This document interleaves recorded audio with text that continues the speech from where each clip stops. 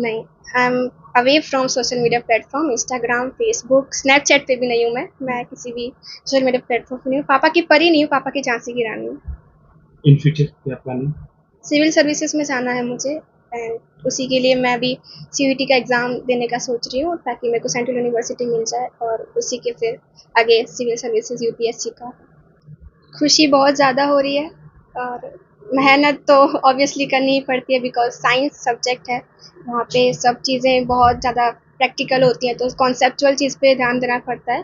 बाकी दोनों ही चीज़ें, मेहनत भी है और लक भी होता है थोड़ा बहुत तो, और टीचर्स की मेहनत, मेरे परिवार की मेहनत और मेरी मेहनत।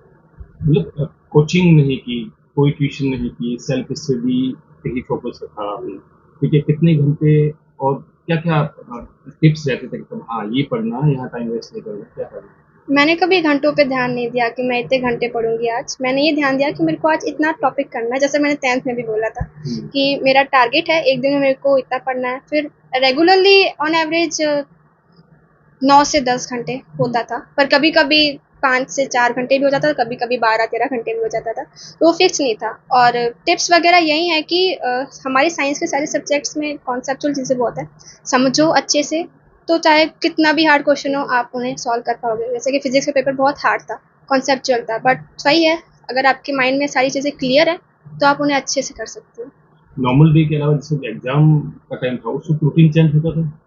उस वक्त उल्टा थोड़ा सा ऐसे था कि एकदम ऐसे हेक्टिक नहीं था, उल्टा नॉर्मली उठो, अच्छे से रिवाइज करो, क्योंकि पूरा साल मैंने कम से कम फिजिक्स को और सारे सब्जेक्ट्स में हर चीज़ को 5 बार रिवाइज कर दिया था। पूरी बुक मेरी एनसीईआरटी की मुझे रट गई थी कि मुझे सब चीज़ें याद है। तो वही चीज़ है कि आप अगर स्टार्टिंग से करो तो आपको एंड टाइम पे इतना ऐसे हेक्टिक नहीं होना पड़ता कि वहाँ इतना सारा काम करना है। तो वही चीज़ है, और बाकी रूटीन नॉर्मल था कि दिन में 10-9 घंटे पढ़ना है और फिर at the last day before exam we have to solve sample question paper. तो रिज़ल्ट क्या रहा अभी?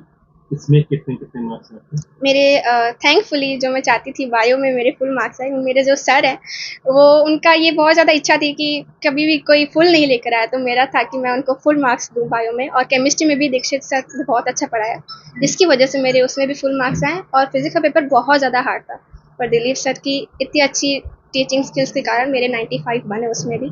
और at the same time English में भी 97 बने हैं, thanks to Manisha ma'am, and physical education 99 बने, थैंक्स टू दुष्यंत सर। पता तो आप ही से चला है फिलहाल तो। और बाकी मेरी एक बहन ने मुझे स्क्रीनशॉट भेजा था दैनिक भास्कर का, तो उसमें भी लिखा हुआ था। स्कूल से फ़ोन आया? स्कूल से फ़ोन आया था, प्रिंसिपल मैम का, और सर जो हैं बाकी सारे काफ़ी टीचर्स का फ़ोन आया। क्या बोले? कॉन्ग्रेचुलेशंस, हमें पता था, और बधाई हो आपको, आपकी मेहनत रंग लाई। और घर वालों का कितना सपोर्ट रहा? बहुत ज़्यादा मेरा, मैं बोलती हूँ ना कि 90% फैमिली का और टीचर्स का ही रहता है। मेरे नाना जी, दादाजी, सबका बहुत सपोर्ट है, सबने मेरे को बहुत मोटिवेट किया है, मेरे parents. And I think environment जो उन्होंने मेरे को प्रोवाइड किया, एटमॉस्फेयर, वो उसी की वजह से मैंने ये किया है, तो I am very grateful to them. कहते हैं कि सब मार्क्स जो होते हैं वो मायने रखते हैं, लेकिन कई बार ये होता है कि सब मार्क्स से ज़्यादा सफलता मायने रखती है। कुछ ऐसे होते हैं जो कि टारगेट देख के डर जाते हैं, उन बच्चों के लिए क्या कहना चाहोगे?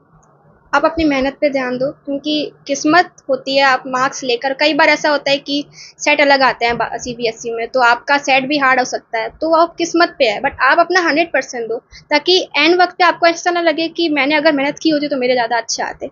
आपको सेटिस्फेक्शन होना चाहिए कि चाहे मेरे कितने भी आए, बट मैंने अपनी पूरी मेहनत की है, बाकी अब किस्मत होती है हर चीज़। तो आखिरी सवाल, सफलता का मूल मंत्र अगर कहने को आ जाए कि सब हाँ, क्या कहना चाहोगी तो वो क्या होगा? आप अपनी मेहनत करो, आपको लोग चाहे कुछ बोलें, आपको बहुत सारे लोग होंगे जो आपको बोलेंगे कि आप लूज़र हो, आपसे कुछ नहीं होगा, बट आप उन सबको साइड में रखो, आप अपनी मेहनत पे ध्यान दो। आप ये सोचो कि आपके पेरेंट्स ने आप पे इतना विश्वास किया है, इतना इन्वेस्ट किया है, तो आप उनको वापस से दो, आपके टीचर्स ने आप पे इन्वेस्ट किया है। और बाकी खुद पे विश्वास रखो, जो मेरे को मेरी प्रिंसिपल मैम ने सिखाया है, because I was not that much confident child, but उन्होंने मुझ में कॉन्फिडेंस बिल्डअप किया है, थैंक यू वेरी मच। और खुद पे विश्वास रखो, बाकी दुनिया जो कहे छोड़ो, और अपनी मेहनत करो, फिर रिजल्ट तो वैसे भगवान के हाथ में होता है, आप कुछ नहीं कर सकते उसमें।